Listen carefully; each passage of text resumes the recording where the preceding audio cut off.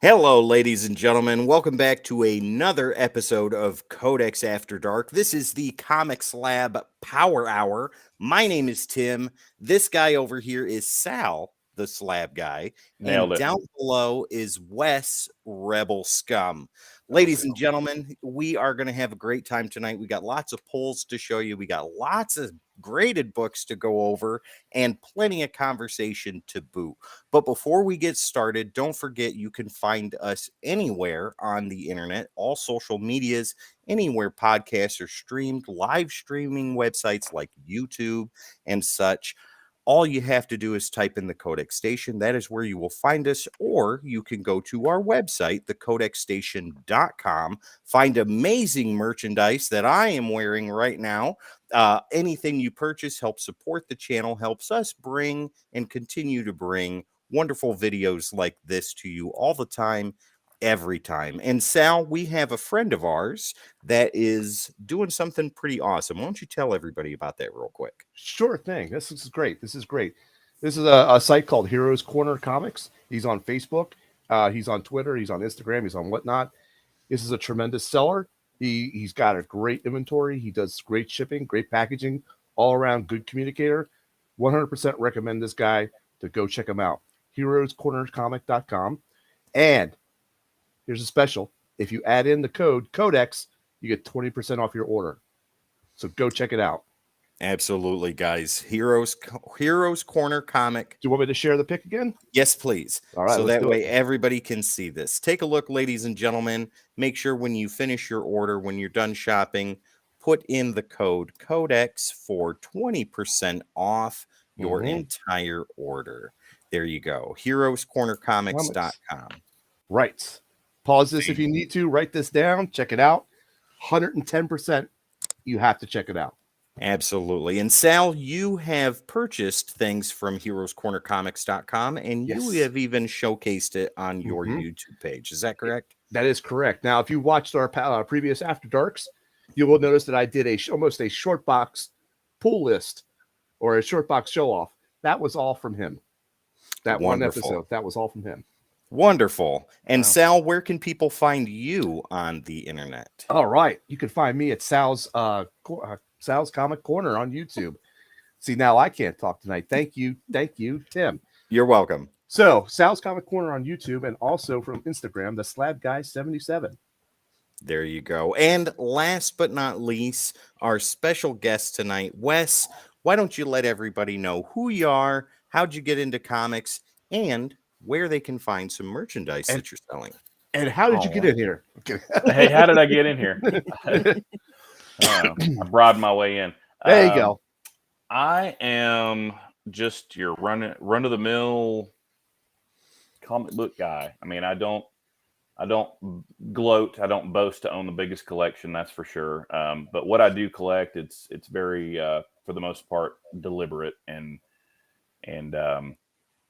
I have learned to refine it. But what got me into it is the classic story is, I grew up in the 80s and 90s, collected comic books, of course, during that time frame, and saw my dad's comic books worth a bunch, and then someday mine are too. Obviously, that's not the case. Well, in some cases it is, but in most cases it'll never be our dad's comic books. And then life gets in the way. You grow up. I joined the Army, and started a life, and then just I didn't collect anymore for 20 years. That classic story. And then you get back into it when you're 35, 40 years old. And that's what happened. So about 2.5 years ago, give or take, ish, I kind of just I think I just happened upon like some random YouTube channel that was talking about. I was going down the rabbit hole on YouTube, and I found, I'm trying to remember who it was. Might have been Mint Hunter Comics or something. Right on. And which I still watch to this day, but I was like, oh, that's cool. Oh man, I remember that stuff. And then I started, in my head, the nostalgia started to build, and I was like, oh man. And then I was like, I've got comic books somewhere in a box, and I went and dug them out. I'm like, oh my gosh, some of these are cool. And from there, I caught the bug again. The only problem was I didn't want to spend the kind of money that things were being asked for at the time, because I happened to come right back into it during that boom that we had just prior and during COVID. So mostly I just watched a lot of YouTube, and every now and then I would go to a local comic book store, and I'd pick up a couple things here and there, not knowing what I guess just picking it up because I felt like I should, and like, okay, I think I'm supposed to be reading this, and then trying to remember where the stories left off in 1999 or 90, and trying to. I realized quickly that's impossible. To find, okay, what interests me, what do I want to collect, and how do I want to pay for it? And the first thing I did was I took a couple of the books that were in my collection that I already owned, and after watching a lot of things on YouTube, I'd learned about grading and slabbing and things like that, and I took them to a local comic book store here in Knoxville, and and I asked the guy to send them off for me, and he did. He's like, sure. And so I sent those three off. Two of those are those right there. Those are actually two of my dad's that were his collection that he gave to me that I kept.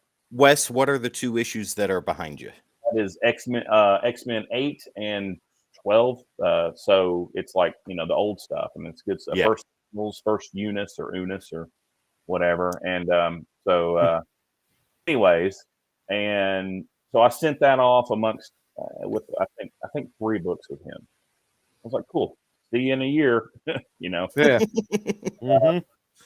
And I'm sitting there thinking, I was like, I was after I'd sent them in, I'm like, well, I've got this bug now, and now I want to know where my books are. I want to know where they are in the grading process, and I know he's got all kinds of things going on, so he's not going to call me every day with an update. I'm going to have to call him and bug him, and I didn't want to do that.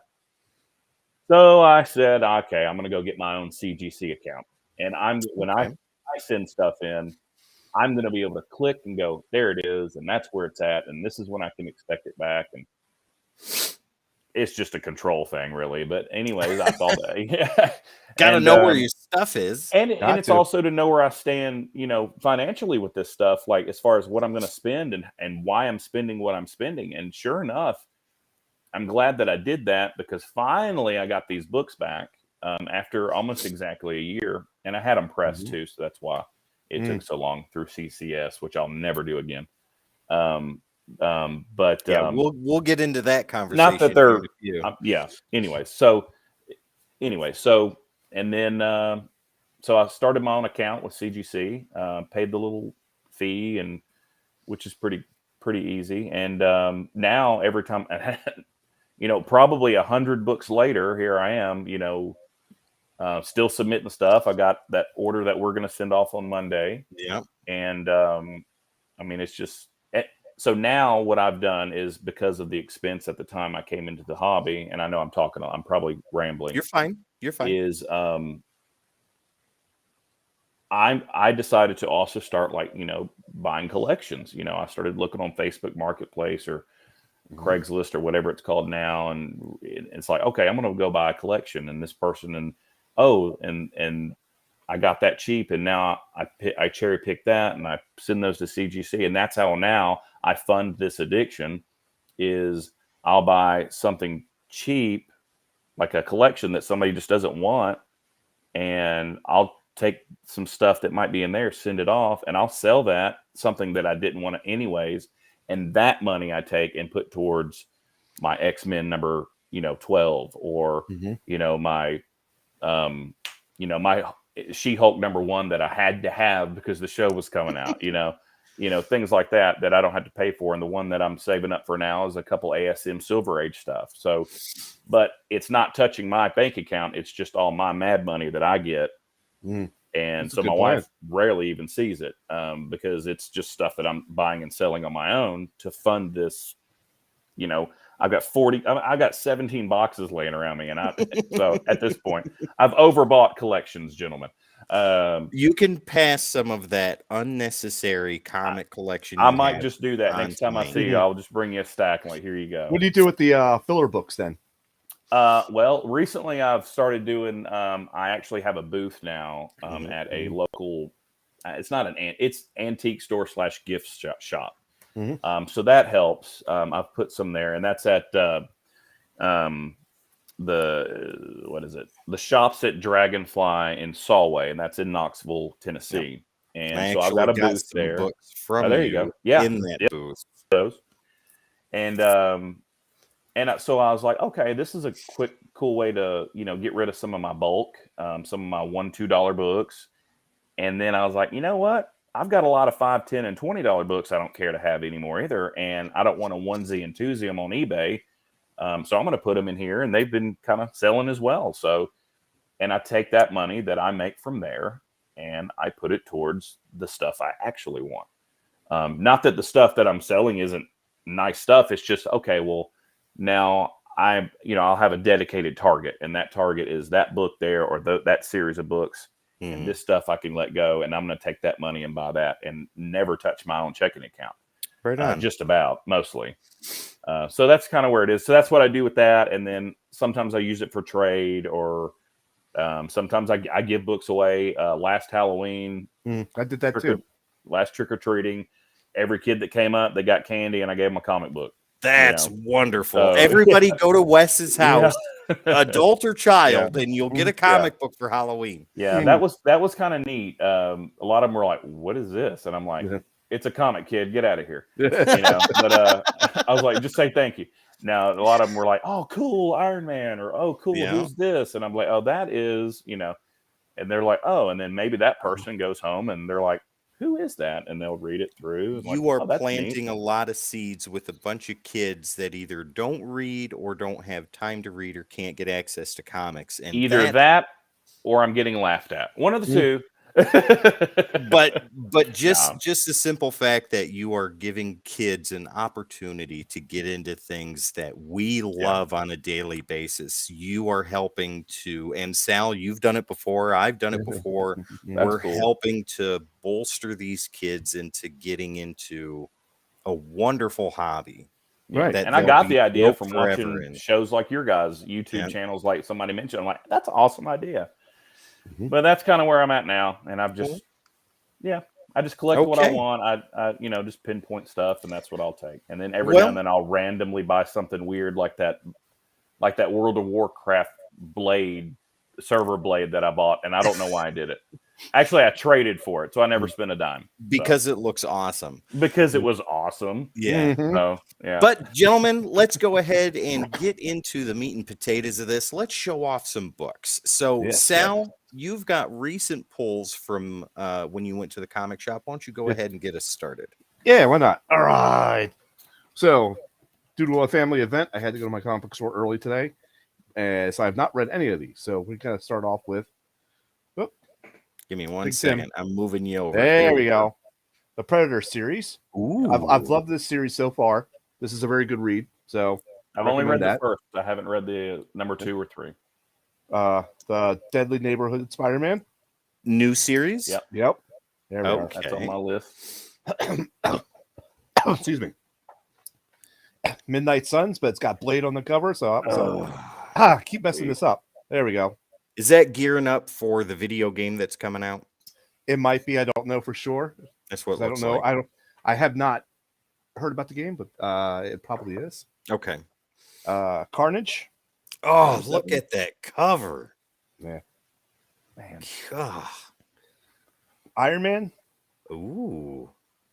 It's amazing the difference in artwork now than what used to be when we were kids. Yep. X-Men 16. Who is that on the cover? Is that Forge? It actually, I thought it was Corsair. Oh, okay. Oh, it's got the headband from Starjammers. Yeah. Ah, he's got the headband on him. Let me see. Yep. That's about what it looks like. That's what it looks like to me. Flashpoint 6 of 6. How is that series right now? That's good. It's a good series. Is it? Yep. Yeah. And I saw this and I picked this up, but it's called Crypt of Shadows. Ooh. So it's got Moon Knight, looks like X-23. Elsa Bloodblade. Yeah. Or Bloodstone. Yep. Yeah. Awesome. So that's what I have from my LCS. Okay. And so should I show off my slab? Or we're gonna wait. Absolutely. All right. Nope. Go right ahead, please. and then we'll use them to My talk favorite. about later. All right. So this is the one I got, and I checked. I just did a little research back on my receipts, and I did not get this off of eBay, so I did not win it from Sonny. But now that Sonny's mentioned it, I'm going to have to outbid him on anything now. So I got the Goblin Queen Pat Gleason book. I've got that one currently sent off. Nice, nice. So I've been going through my stack because I'm going to change my wall out a little bit. You can see my wall back there, and I'll give you a quick preview right here. If you can do this really quick. Yep. There's my stacks that I'm going to switch out with. Wow. I got to do something like that, man. And I got enough Gleasons to do at least one row. I'm going to do the middle row of all Gleason's books. Sal gives you instructions on his YouTube channel on exactly how to do it. I do. Are you using the vinyl siding? The J channel. Yeah, J channel. Yeah, yeah. So I even used a 1/4-inch wood behind the bottom rows, so it gives it a little bit of a bump out. Nice. You know, so they slide in and out pretty easy. A little bit. Right. They slide in and out very easy. Awesome. Okay. Yep. You got anything else for us tonight, Sal? No, that's it. That's it. All right. Wonderful. Okay. So, Wes, if you don't mind, I'm going to go ahead and go, and then we'll save the best for last, and then we'll get into the conversation. Cool. Thank you. Kevin, it's Pat Gleason. Okay. So here we go. Jackie I've got my mail call here. That 2 books that I got in the mail recently, a Detective Comics number 1000. This is the Greg Capullo variant. Got this on eBay for 99 cents in an auction. Nice. Can't beat it. Spoiler, I got that book slabbed. Do you? I do. Wow. Then I got Batman the Dark Knight 0 from the New 52 run. Nice. This is something I'm passively working on trying to get the rest of the series for. I've got issue number 1 for volume 1, and I've got 0 and 1 for volume 2. Nice. This I found in my collection, and I wanted to share it with you guys. This is Superman the Man of Steel number 20, Funeral for a Friend part 3, but it has the DC Universe logo down on the bottom. Yep. I was looking through my CLZ app and I saw it in there, and the price that it had for it made me go, that cannot be right. And I can't find any sold listings on eBay or anything like that, so I don't know if I can verify it. But some of those second and third prints of that Funeral for a Friend are money. Well, they in the CLZ app with cover price attached to it, it says it's worth $100. I don't know if that's possible. What is it? Superman the Man of Steel number 20, second printing with the DC Universe logo. Wes, if it's worth $100, we're gonna have a conversation the next time we talk, and this will be going out next. What was the issue number 20? Number 20, second print with DC Universe logo. While you're looking that up, Wes, I will show some books I bought from your booth. This is AVX, the battles portion of Avengers versus X-Men. Yep. We've got the number 1 second print here. Nice. And then we have issue number 2. I haven't read them yet, so I'm very excited to get into these. A neat little series. Nice. Issue 3, The Thing and Colossus. That's going to be amazing to read. Issue 4. Nice. And then 5. And I love the fact that each issue is done by a different creative team. Yeah. I really enjoy that aspect. And then issue 6 right here. And I got those, Wes, at your booth. Here in town. Yeah, I put some in that booth. I had put a box of runs that were together. So like I would tape a bunch of runs together. There's a couple more in there. I can't remember what, but that was one of them. And X-Men 2099. That's the it. Full series was in there. I cannot remember some of the other ones. What was the Sons of Anarchy? Yeah, that's right. Yeah. Mm-hmm. But let's get into my serious collecting here, and this is Uncanny X-Men. This is the stuff that I got from you, Wes. Sal, I haven't shown you any of this yet on purpose because I want to show it to you today. But This filled some major holes, and now I believe I only need 11 single issues to have a full run of Uncanny X-Men from 198 to 544. Okay. So we'll start at the lowest number and work our way up. All right. So we have X-Men number 24. Oh, That is a crisp copy. That's beautiful. is. I That's almost nice. sent that off to get slabbed, and I was like, nah, he can have Well, it. this is on my list to go. Then Mm. we have Uncanny X-Men number 134. This, I believe, is the first appearance of Madeline Pryor. Yeah, so we've got that. And then we have Uncanny X-Men 148. Nice. Yeah. I love the classic stuff. Love it. Then we have 149. Oh, that's a good story too. I love that one. Such a beautiful cover. Yeah. It really is. And the dead shall bury the living. Amazing. Then we have number 150, Magneto's Origin Revealed. Mm-hmm. I've read this before, and it's a wonderful story on its own. Classic artwork going on there. I know this is Claremont writing. Yeah. Yes, it is. Yeah. Then we continue on with 162. Oh yeah, yep. Yeah. Then we have one of my favorite covers, and this is 165. Yeah. God, so good. Yeah. Love this cover. This is a classic X-Men cover. And those right there, the ones with those solid bright colors, are hard to find in decent grade. Exactly. Not perfect, but just decent. Yeah. They're hard to find in decent. And that's Presentable. decent. Yeah. They're presentable, exactly. Here's another favorite cover of mine. This is 166. Yeah. I think that's a classic team cover. Mm-hmm. Here is a classic X-Men cover. Everything's a classic. Everything's a classic. Yeah, but this point- this one especially is. Yeah, This I know is, which one you're about to show. 167. Yeah, Mhm. cool. Yeah. Nice. Kevin, I disagree. Claremont's Extreme X-Men, although different, was still pretty amazing, and it gets high praise. We have 174. Mm-hmm. Yeah. Then 175. I love this cover specifically for Dark Phoenix on it. Mm-hmm. Yeah. Kicking the snot out of the X-Men. Here's another great cover, 176. Mm-hmm. I love that cover. Yeah, it's wonderful. Yep. I don't know who Cyclops is fighting, but whatever it is, it's in the water. It was just some giant octopus. That was like seriously, that story or that comic was a standalone one shot storyline. It did not progress any of the other plot. It was just a story about Cyclops and Madeline Pryor. And Cyclops fighting an octopus. Yes. Japanese hentai, anybody? Yeah, okay. Moving on, we have Uncanny 179. Yep.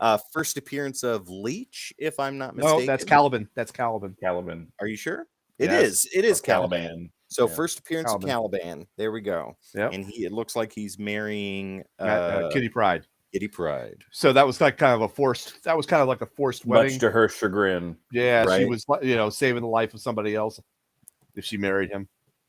183. Oh, that's a classic one. I love that one. Cyclops going against the Juggernaut. Not Cyclops. Or Colossus. Colossus. Yeah. Come on, that's what I man. said. They Come both on, start man. with a C. This I know is a first appearance of somebody, but I cannot remember who it is. Both of you guys I know will tell me. 184. Is that Psylocke? First- No. First Forge. 184. I'm not sure. 184. I'm pretty confident it's first appearance of somebody. Leech was X Factor number 1, wasn't it? Kevin, I do believe that is correct. Yeah. Shoot. Is it First Forge? Hold on. 184. Almost there. Yes. First appearance of Forge. Yep. Yeah. One of my favorite, Dang. most You beat me. underutilized X-Men Mm. is Forge. I think he is a fantastic character with a very unique mutant ability, and I don't think they use him near enough. Tone, if you're watching, this is a cover you'll enjoy very much. 197. Oh yeah. Doom. He's like not even looking at who he's blasting. He's just like, Yeah. I know you're He there. He Bam. doesn't need to. Then we have a beautiful Barry Windsor Smith cover. This is 198. Yeah, that's nice. Yeah. Now we're in the 200s to 202. Got some wonderful Sentinel action going on there. Yep. And then we have 203. Secret Wars 2 continues in this issue. That is the Beyonder in all his Beyonder glory. So much beyond this. Sorry. Right. Uncanny X-Men 208. And then we have a classic cover. I do believe this is first cameo of Mr. Sinister. And this is classic fight between Sabretooth and Wolverine. Uncanny number 213. 213. That's an awesome cover. I love that. It is. This, Wes, this looks so crisp and so clean. This is a book that is going to go in my little box of ones to get sent out. Yeah, that's a 9.092 all day long. I'll take that any day of the week. Maybe even a 9.4 with a good press, but it's in the nines. I'll take it. We're almost finished, gentlemen. I have Uncanny X-Men 228. Yep. And then we have 247. I do believe this is Silvestri artwork. Yep, I believe it is. Yeah. And then we have the first Jim Lee artwork on Uncanny X-Men, number 248. Yeah. And then we have 257. This is first Psylocke as Lady Mandarin. There we go. That's the one I got confused with earlier. Wonderful cover. Yeah, this that whole is story. One of my favorite Uncanny X-Men covers. And just I like the one before this where she's standing there with the Mandarin. She's all hunkered down, ready to end whoever looks the wrong way. Yep. And her with the side blade and Wolverine just kind of laying there. That's X-Men in the 90s, ladies and gentlemen, right there. And yes, Kevin, you reread your stuff. Yeah. Here we go. Classic Jim Lee cover, Uncanny 269. Rogue fighting Ms. Marvel.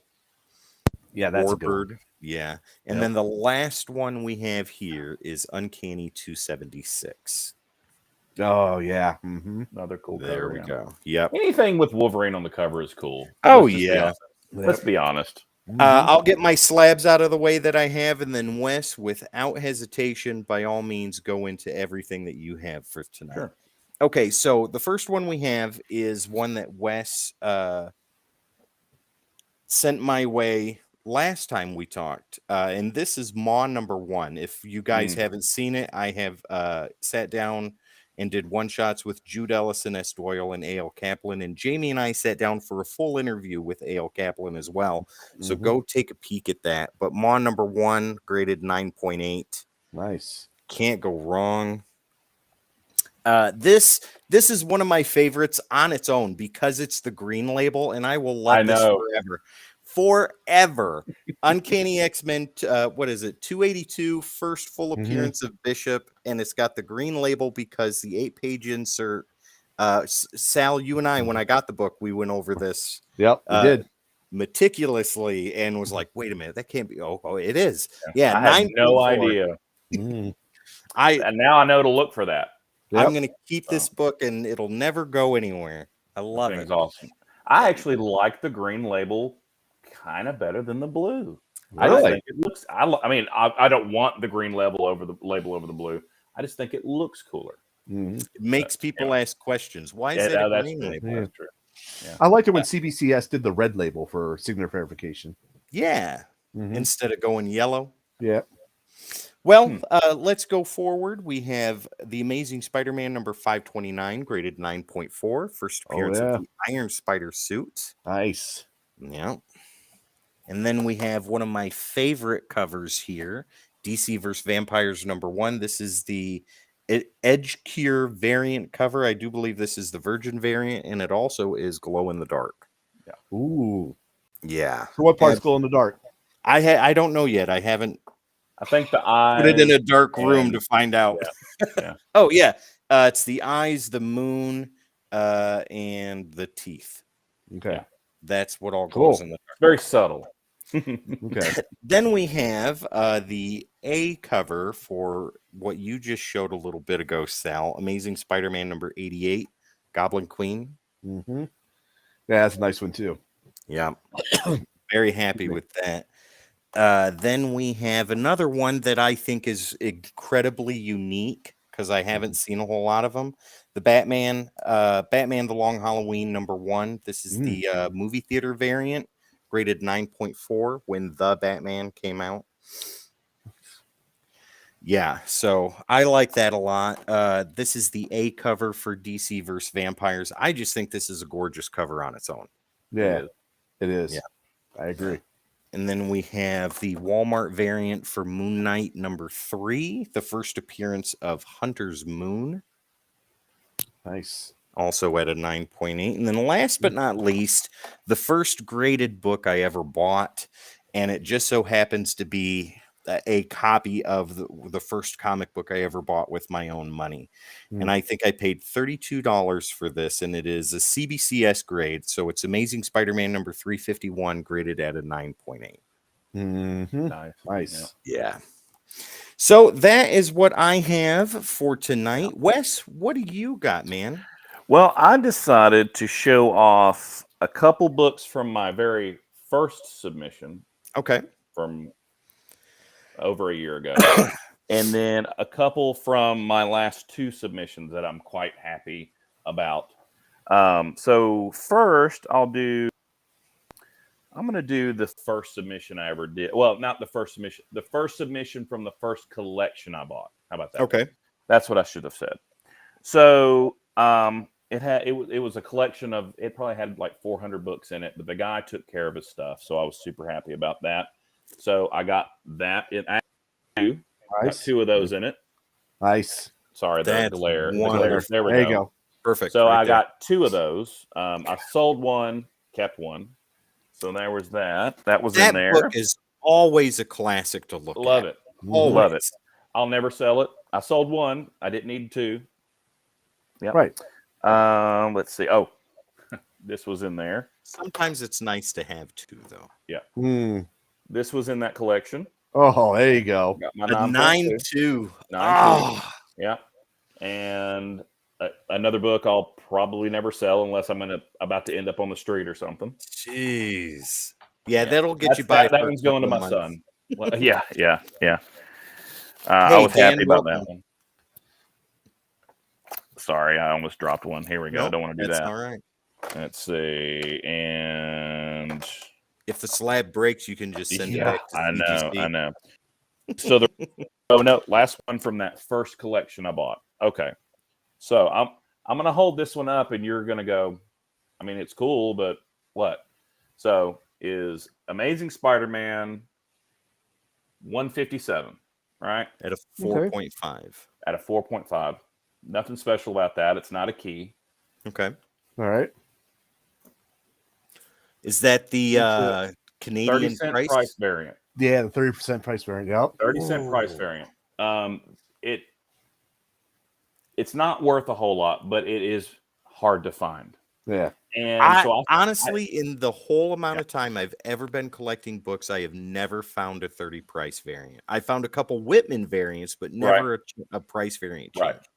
And so when I saw this and I pulled it out of that box that I bought, I'm like, something looks funky on there, and I couldn't put my finger on it. And I'm looking through, and I'm like, oh. So then I researched what that was, and I'm sure you guys all know this, but maybe somebody watching does not. But basically what I learned is in certain markets in the country, they would test these prices out to see if people revolted or not. You know, like, no, we're never going to.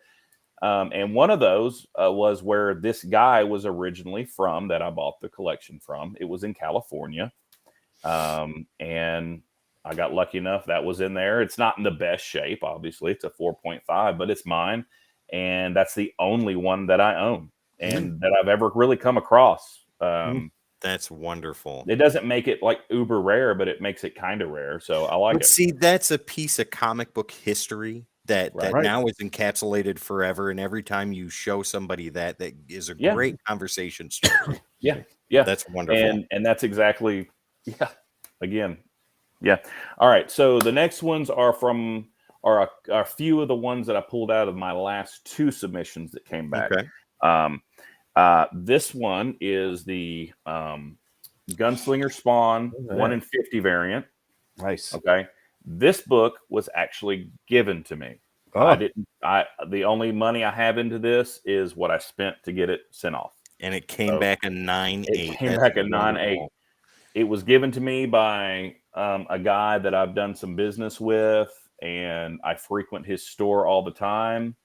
And he was like, I had been eyeing it, and he said, he's like, I've got a bunch. Why don't you just take one? And I was like, seriously? And there you go. I was like, okay, thank you, That's sir. wonderful. And I sent it off.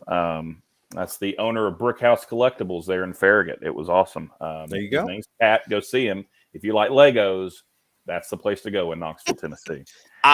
Gentlemen, we're going to have to stop this stream. I'm going to go play with some Legos right now. If you're a Lego guy, go. Okay, this one's cool. I was super excited about this. I bought that in a collection too. Got the 9.8. That's the first silk. Yep, that's silk. right. Yep. Cindy Moon and silk. Excuse me. Yep. So I was super excited to get that in a 9.8. This was just a recent acquisition. I hope that 2 of the books you're going to show are ones that I sold to you.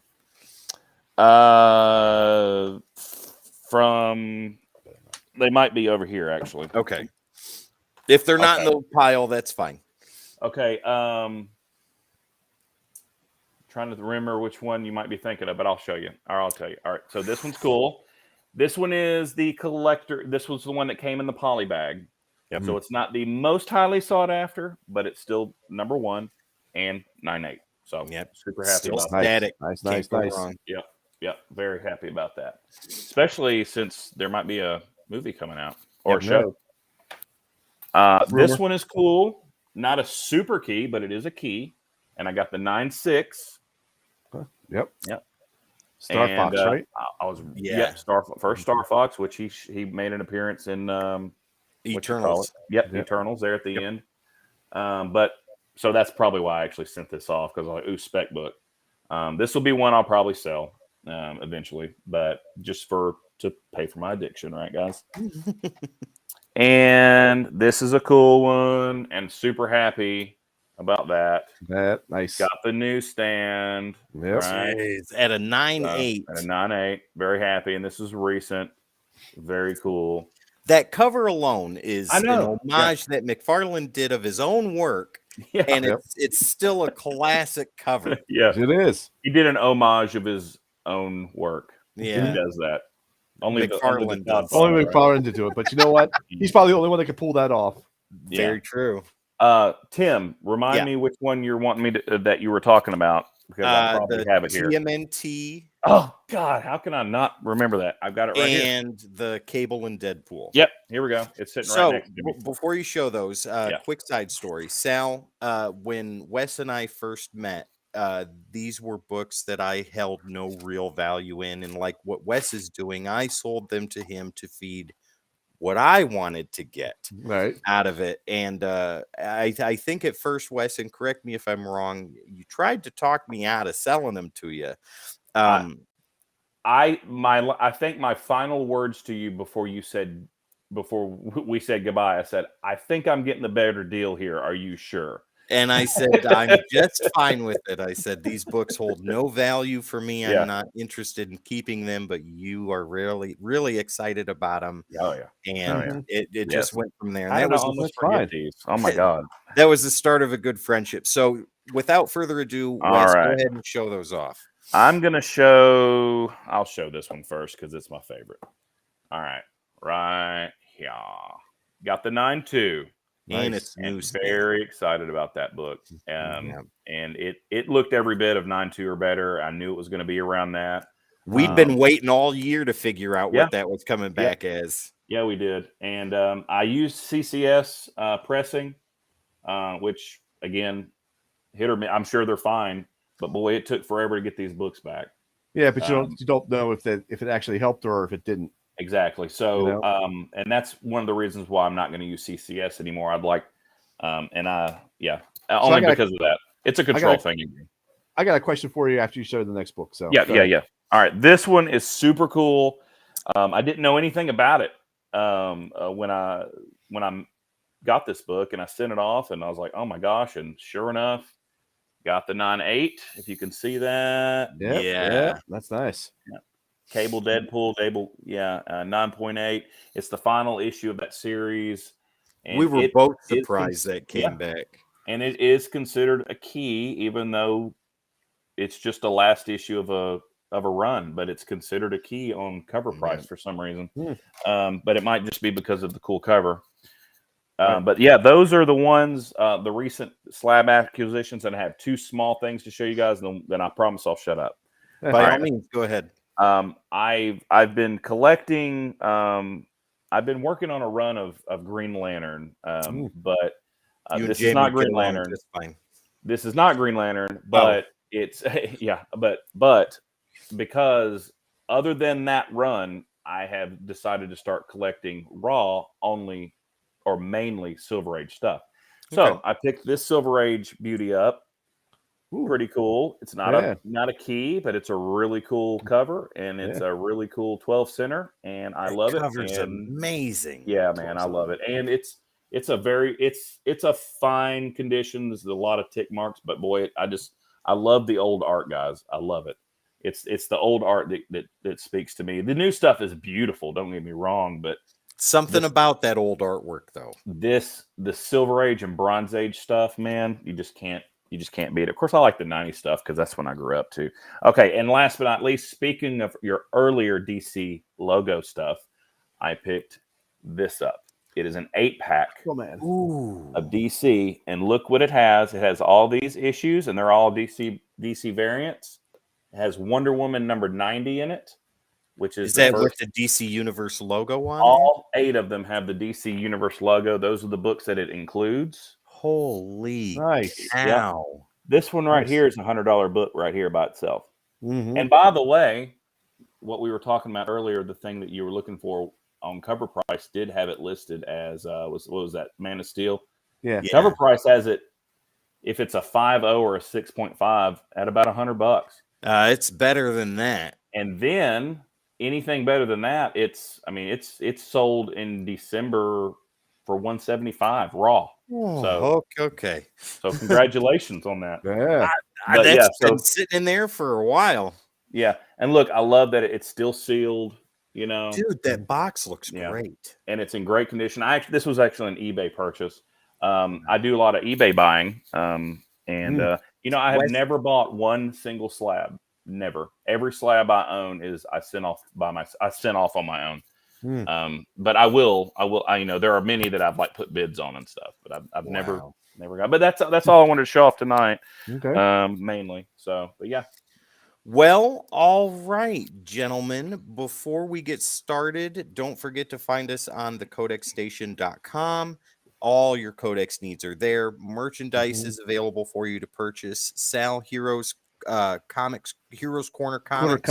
Heroes Corner Comics. Go check them out. HeroesCornerComics.com. Excellent seller. Highly recommend them. And if you use the word Codex in the coupon area, you'll get a 20% off your order. That is right. And once again, guys, don't forget, we're going to be talking about slabs here in about 2 seconds. Sal, I know you've got a question that you want to take to Wes. So why don't you go ahead and take it away? All right. So my question to you, Wes, is shoot. Have you considered pressing your own? Because I am this close to buying my own pressing unit. Yeah. No. Yes and no. No, because I'm terrified to do that. Yeah. Right. And I already get enough eye rolls from my wife as it is. So it's like, now you've got to. Yes, because of obviously the cost saving, and because it would be nice to be able to say, hey, look, I did that myself. And guess what else? there's gonna be a lot of TLC coming for me versus somebody who's like, well, that's Manhandle it. So in one way, yes, in other ways, no. Will I ever? Probably not. But Okay. but that's also because I've got a guy that I send my stuff to. Now it costs money, but I'm not sending him stuff that is just willy-nilly stuff. I'm sending him some cool stuff to do. A couple of those books he pressed that I just showed you. So fair enough. Yeah. So I send them to him. It might cost $15 plus shipping or whatever it is he charges. I can't remember. So, it adds up, but I don't think so. I really don't. And so you said you will, or you're thinking about it? I am like, I want to say 70-30 at the moment. And part of that 30 is if you look at this room, I have no room. Right. Okay. Yeah. So to have a pressing unit, this is also my office because I work remotely.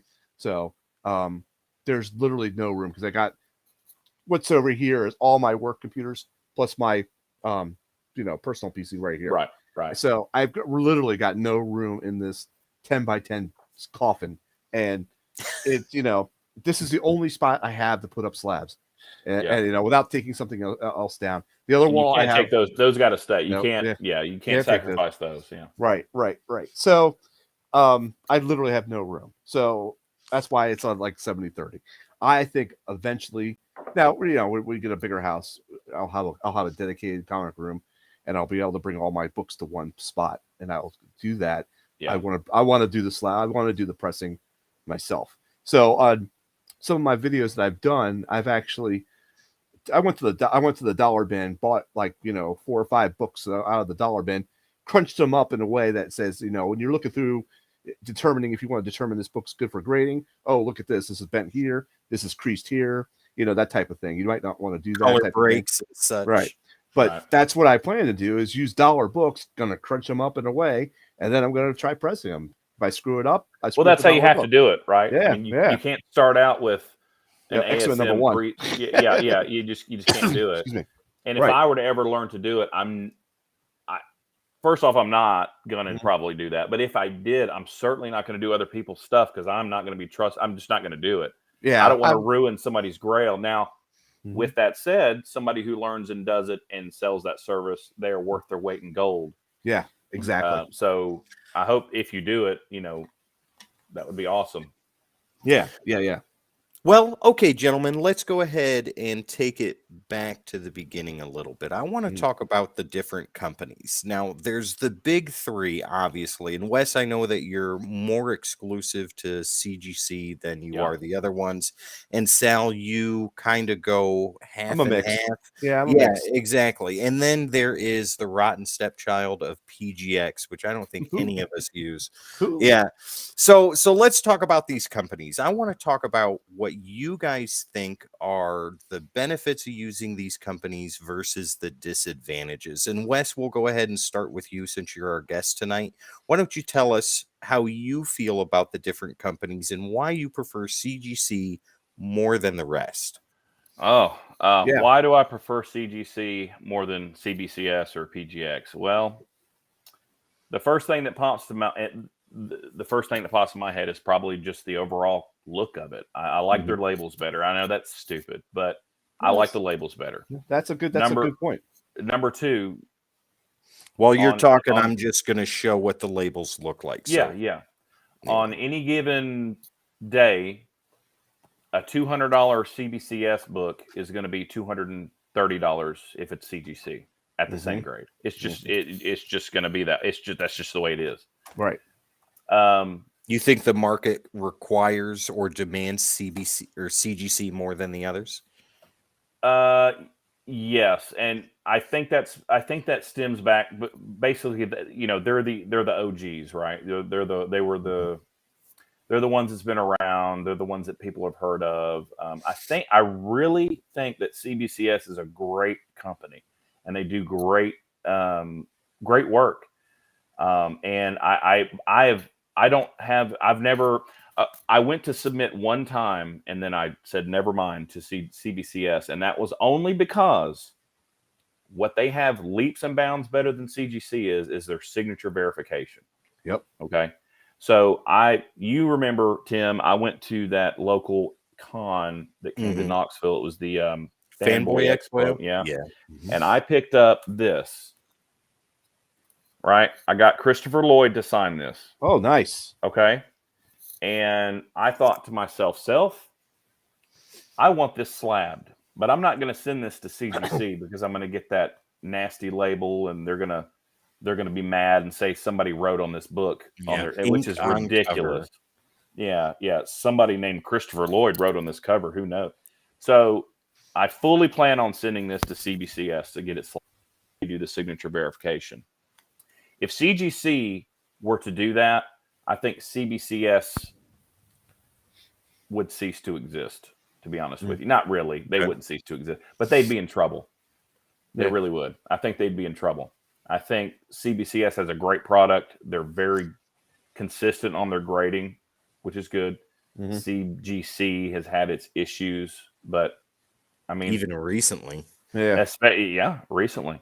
Right. They have gotten their stuff together with their turnaround times, though. Right now, when I send our books off, Tim, and this is an estimate, and it's not going to be that way. Yeah. It'll be 2 months, and we'll get them back, probably. My last 5 submissions I've gotten back in 2 months. Yeah, they have drastically increased their turnaround and time. That's without paying for fast track or anything. That's just a basic modern submission. So they have now, that in that respect, they're actually better than CBCS too, because they're still in the 60 to 90 day range right now from last I checked. I mean, it could be more, but whatever. It doesn't matter. So that's my thing. Now I'm rambling and don't remember where I was going with that. Here we go again. Sal, why don't you go ahead and tell us how you feel about these companies and why you're kind of more in the center than leaning one way or another particularly? Well, a lot of it really stems around what Wes has said. CGC does sell for a little bit better, and it's because I think they've been around for so long.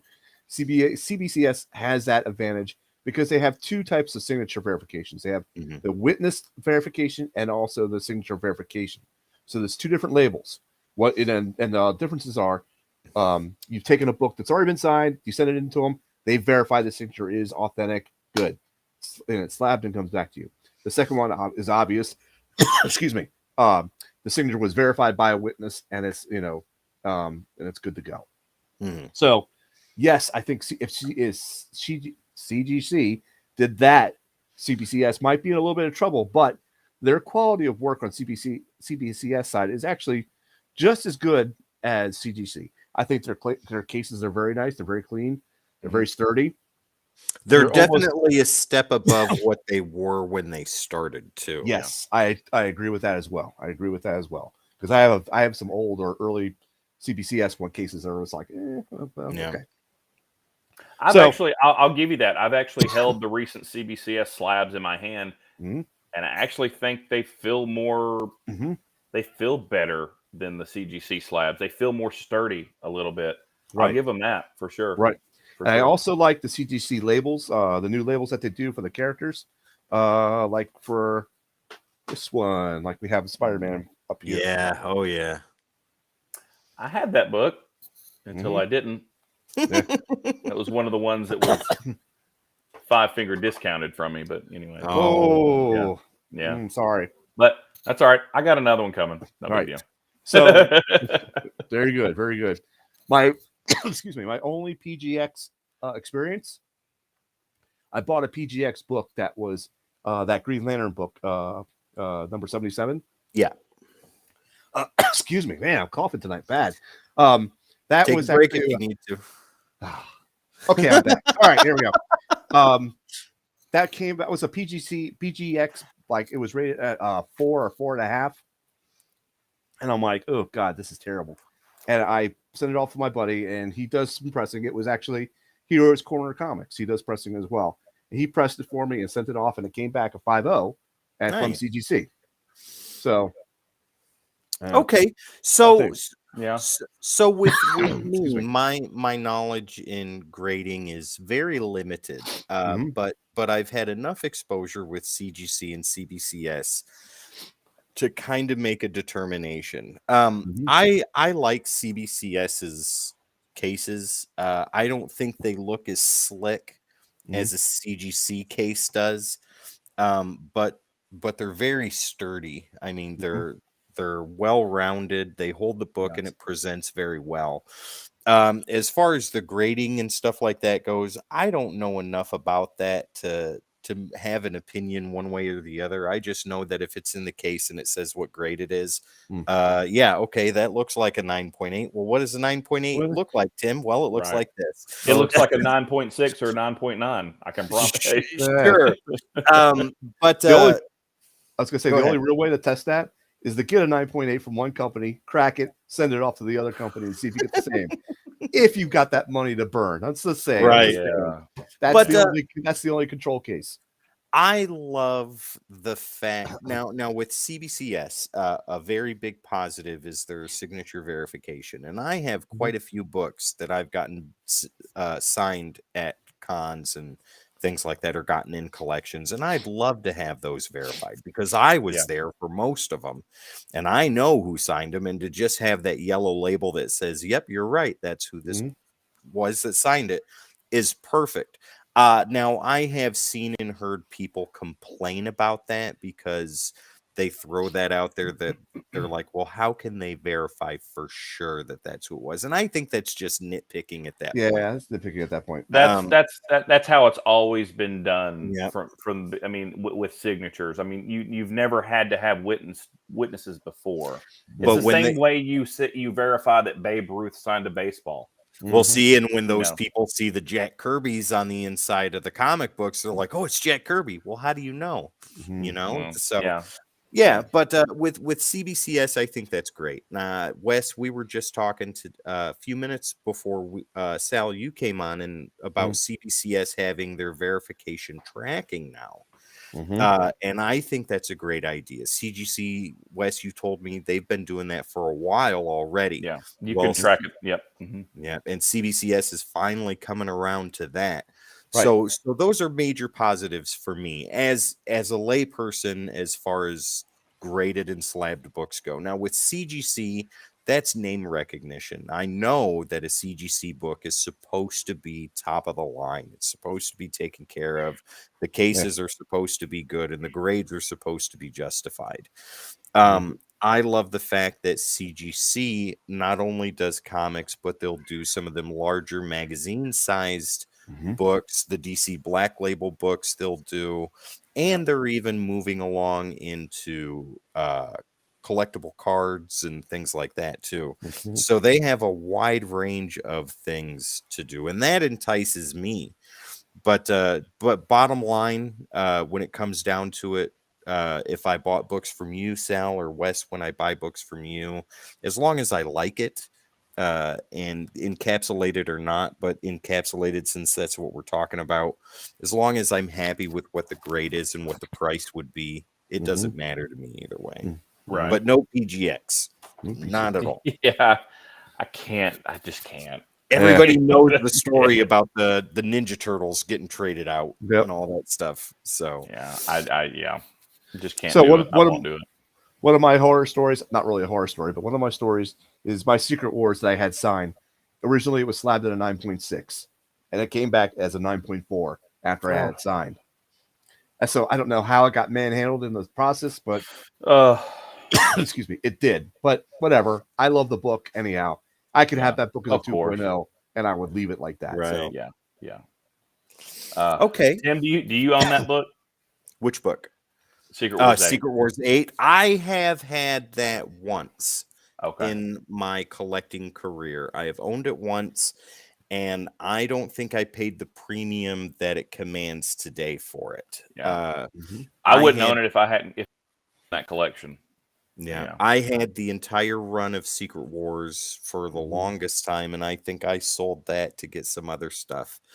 I'd love to have it again. I have long, beautiful dreams of owning an ASM 300, but I know I'll never see that in my collection anytime in the near future, because those books just command such ridiculous prices right now, and I don't feel like selling one of my kids to get it. But what about one of your kids' kidneys? That we can talk about that. I'm I'm just highly joking. encouraging them to be organ donors. I do not condone that at all. Please do not. Please do I not do that. 100% do. What do you? Yes, of course. Wes, after the show, we'll give it a conversation. Yeah. But like let's talk about sending those books out and with turnaround time, right? Mhm. So with turnaround time before, pre-COVID, it was pretty solid. I think it was 60 to 90 days, right? Is what you could expect for turnaround time. Yeah. During the pandemic, that shot up to a year or more. And that's without CCS pressing. Yeah, exactly. Yeah. Froze. In some cases. Yeah, and now CGC is getting back to the 30 or the 60 to 90 days turnaround time. Sal, you are freezing like the north wind. Yeah. My connection is anymore, good, though. It says 9 out of 10 on my connection thing. So all right. But yeah, so let's talk about that. Let's talk about frustration as far as the books being held that long. And if you guys have had any issues during that time period or even before or current. Because Wes, you've got a group of books going out, 3 of which that I've added onto that stack. Spider-Man #1, silver version, Lady Death Between Heaven and Hell #1, the foil cover, which Wes, you and I looked at that, and I think you and I are both confident it's going to come back at a 9.8, but we have high hopes that it could come back higher than that. Yeah, man. And wouldn't that be something to get a 9? I mean, it is a beautiful book. Do you mind if I show it, Tim, since I haven't sent it out? Yeah, absolutely. Go ahead. And then the other book is Poison Ivy #1, Graham Crackers variant. It's the Virgin variant that Jim Lee did. So this is the Lady Death he's talking about. Oh, it dude. It is crispy. Yeah. Nice. Yeah. I got that. I got that on eBay for 99 cents. Yeah. Nobody was bidding. Beautiful. I was like, I'll take that. I'll take that. Thank you very much. I tend to stay away from eBay. I really don't like buying stuff on eBay. Man, best deals on eBay and Facebook, and then I set my limit. Yeah. There's your very nice. My invisible friend Nick bought that for me when we were in Graham Crackers. Yeah. Yep. Those will be in the mail Monday morning. I set my limit on eBay. I do not bid any higher than I want to. Like for that Capullo variant for Detective 1000, the highest bid I put in was $5. And that I think went to $4.25. So that's well below cover price. The other ones, like the Dark Knight Zero, I bid at $1. And I wouldn't go over that. So, but yeah, let's get back into that. Let's talk about processing time and stuff like that. So, Wes, why don't you go ahead and take that real quick about processing time, either pre-COVID, during COVID, and post. Well, as of right now, CGC claims that their modern, which is 1975 to present, is 20 days turnaround. Ooh. Wow. That's what they claim. Now, I don't think we're going to see those books back in under a month. Yeah. Well, I mean, I have, and it was some kind of fluke, but I have had, I don't know, I've had 25 or 30 submissions, give or take, over the last 2 or 3 years, or 2 years, and year actually. Sorry, year. And I had one submission get there, and then I got a weird notification on email saying like 2 days later it was on its way back. I'm like, oh, CGC screwed up. Finally, I'm in the club for a CGC screw up. They're like ungradable. I know. So I call CGC. It's like, hey, these books are on their way back. Y'all got them 2 days ago. And so she looks it up and everything, and she goes, oh no, yeah, they're good to go. I'm like, well, what do you mean? And so I looked it up, and I'm like, son of a gun. And actually, the mall was in that one. I got that back in about 4 days. Yep. Wow. And it was in, and I said, why? What? And she said that, well, we're beta testing this new way. and I guess they've done some hiring and blah blah blah. And I said, so she basically said I just won the lottery because my box was just pulled for their beta testing, and it was Wow. done and on it. I sent it off and got it back in my hand in 8 days. Wow. And that was without fast track. Mm. And they were all modern books, like new stuff. But then I also have one that is there. It has been there since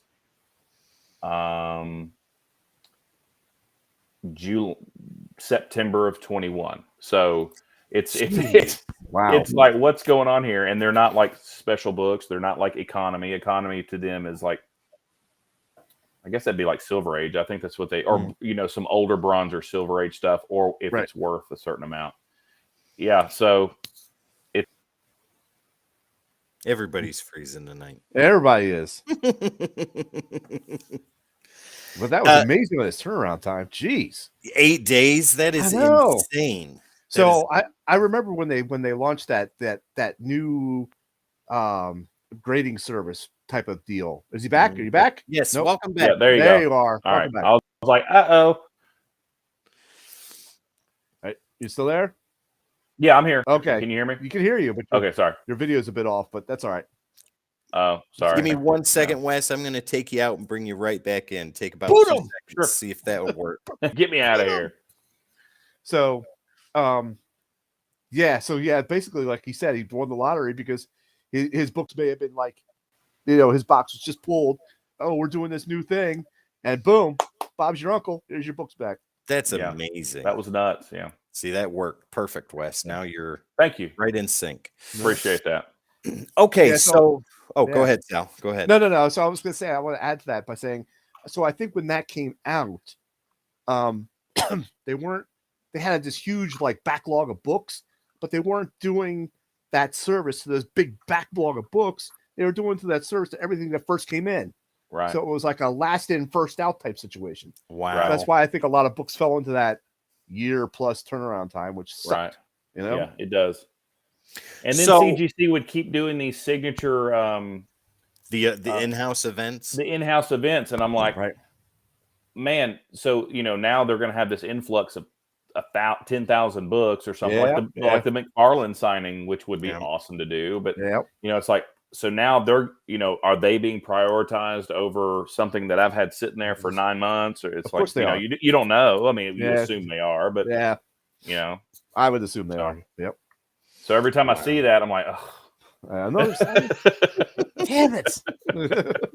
Okay, so it's safe to say that at least with CGC, it's kind of hit and miss as far as their turnaround time goes. But I mean, with the new time frame that they have now, I hope that stays consistent, because if it's a 60 to 90 day turnaround, that's comfortable for a lot of people. Yeah, and I agree.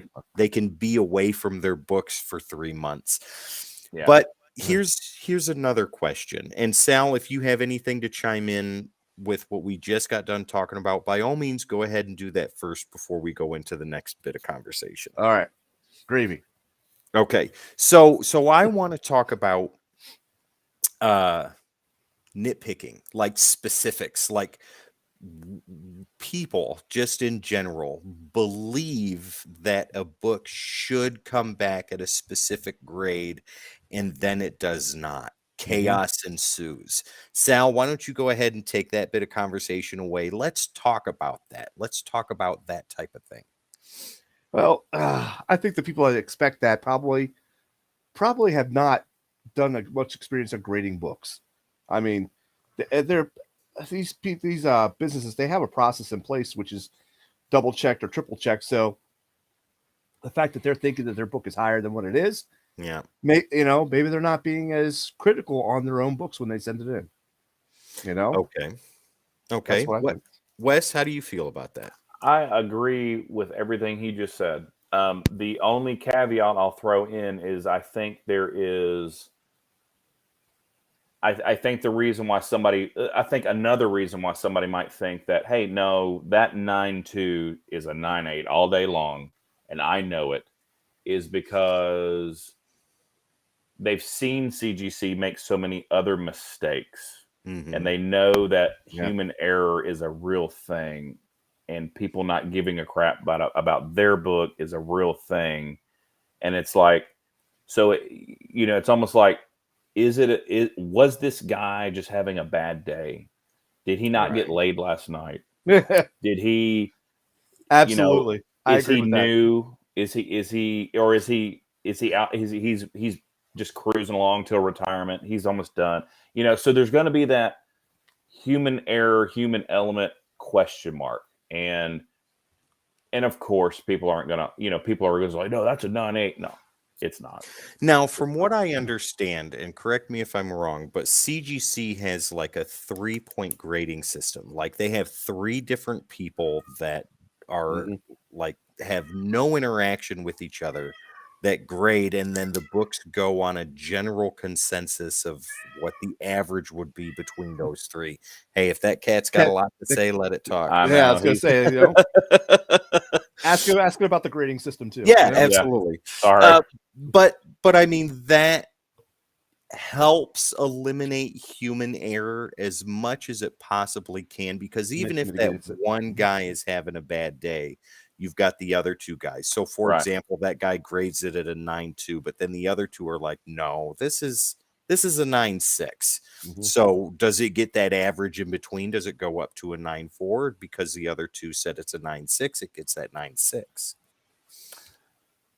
That's a good question. I don't know. We don't know. Yeah, I don't know. Exactly. I know there's that 3-point grading system, like you said, but don't know what the internal process is. See, I didn't even know that. So what I do know is that the grading notes are not for the customer; they're for the next guy, right? Yeah, from what I've been told. See, and that's another thing. If there are graders notes that say light foxing on back cover, that's not for me, the customer. That's for the quality control guy or the next guy who gets the book. That's not for me. And and a lot of people don't realize that. And I thought that too, because it just makes sense. Graders notes, that's for me. And well, really, that's actually that's for internal use, from what I understand. And the fact that we get those or sometimes get those is like a privilege. It's kind of like a bonus, because I mean, 80% of my books that I've submitted, there's no graders notes. Now you're not gonna have graders notes on a 9.8. You're just not. No. But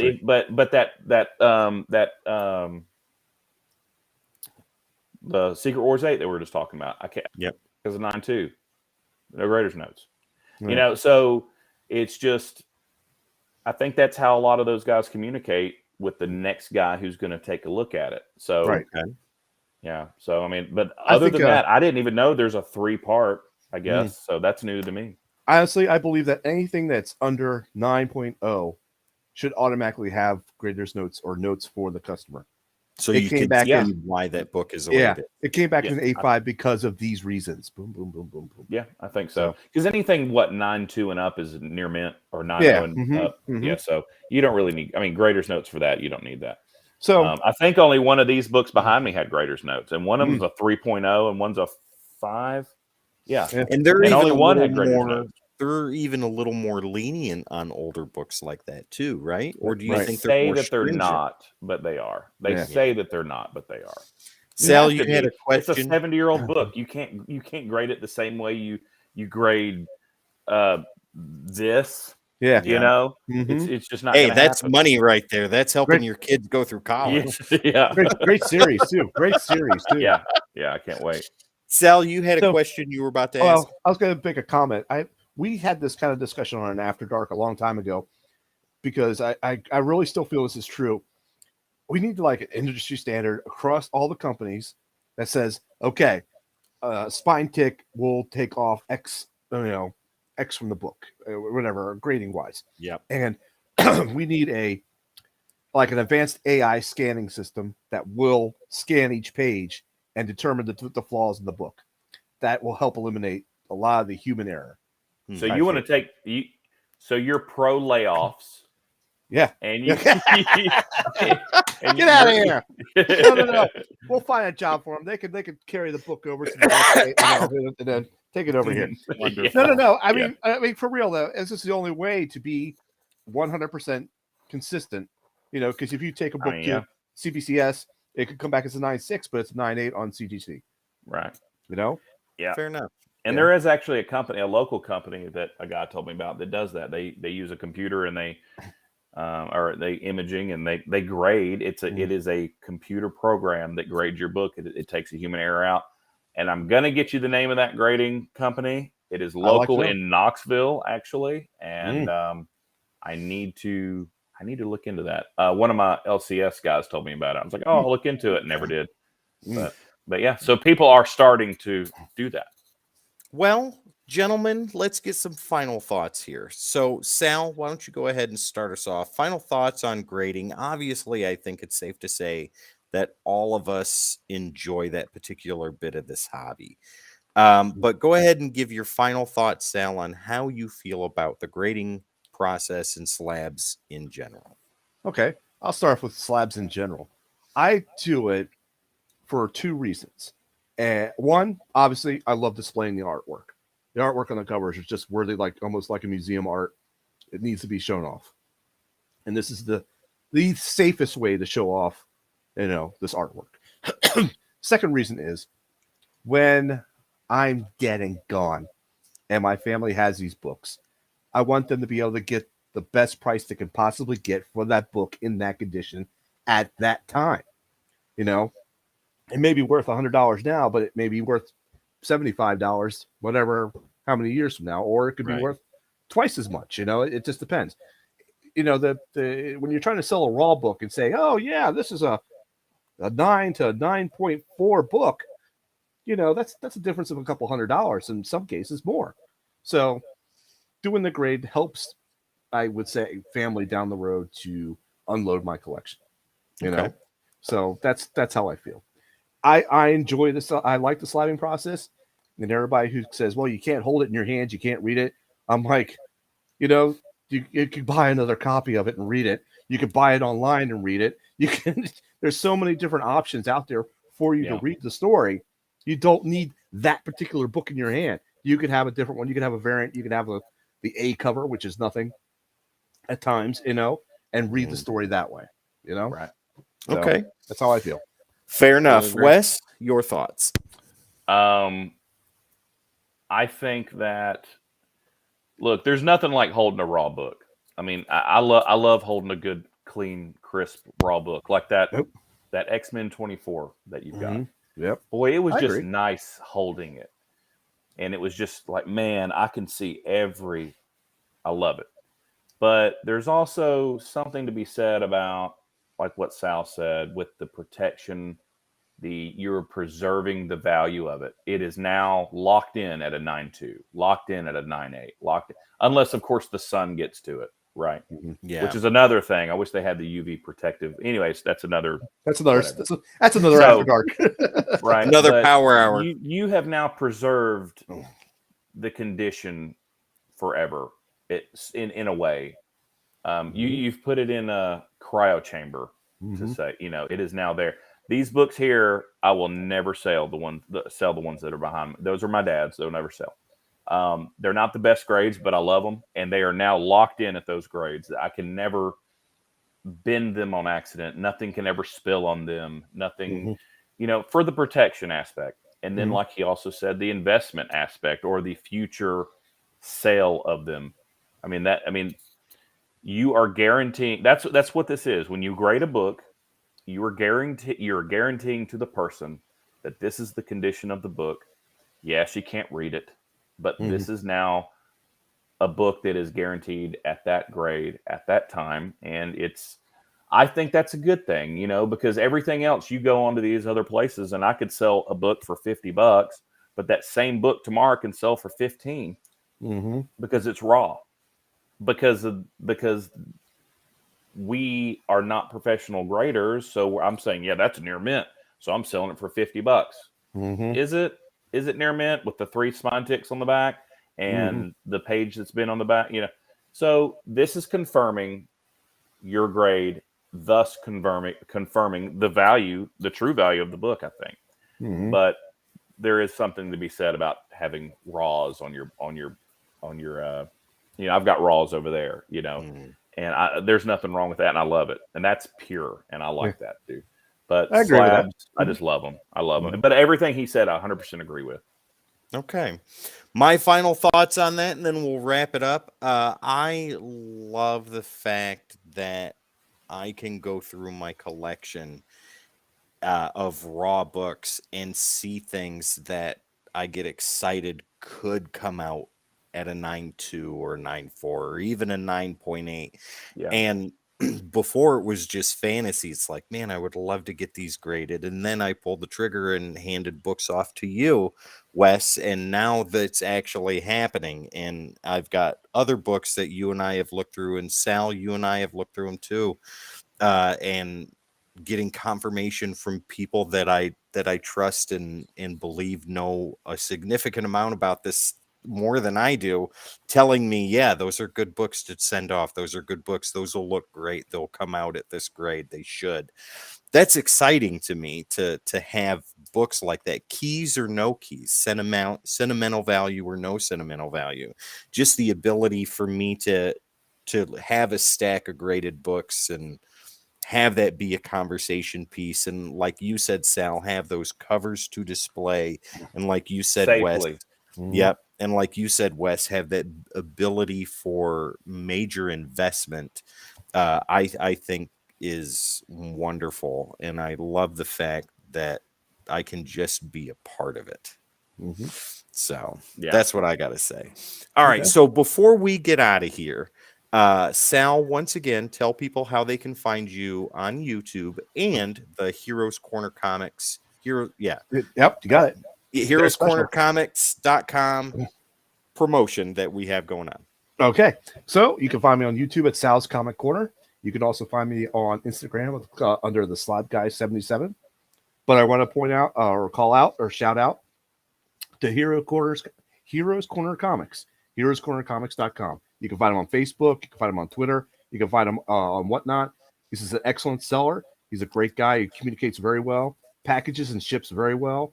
I bought literally a lot of stuff from this guy. It is amazing how much I bought with him. But if you enter in the coupon code CODEX, you'll get 20% off your order. So go check it out. Buy some stuff. Fantastic. And Wes, once again, tell everybody who you are and where they can find your booth if they are in the Knoxville/Oak Ridge area. Well, if you're in the Knoxville/Oak Ridge area, you can find my booth at the shops at Dragonfly in Solway, which is in Knoxville, Tennessee. It's just a little booth, comics, collectibles, toys, things like that. Come on by. But other than that, I'm just a normal dude, and that happens to like nerd things and collect weird things that I probably shouldn't. That are nerd things. What we all that are legal. are. Yeah, yeah, that's it. There's nothing wrong with that. I mean, Nope. I don't have a lot of social media stuff. I have Facebook, I have Instagram, that kind of thing, but I don't even know what my handle is on Instagram. So there you go. I do sell things on eBay from time to time. Couldn't tell you what my handle is right now, so it's okay. Well, Wes, if you'd like to come back again, Sal, I'm sure it's safe to say that we here at CODEX would love to have you back for more conversation.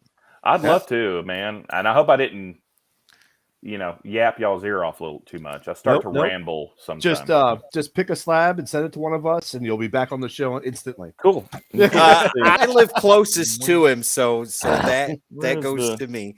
I guess I can send that one, or actually, I have a She-Hulk one coming to me. Yeah. What do you know what the grade is yet? I forgot what it was. I was off a Facebook sale, so I forgot what grade it was. But it's coming. How dare you? How can you forget that? So spoiled. Dude, I am old. I am old, and I suffer from CRS. There you go. Okay. I think we all do.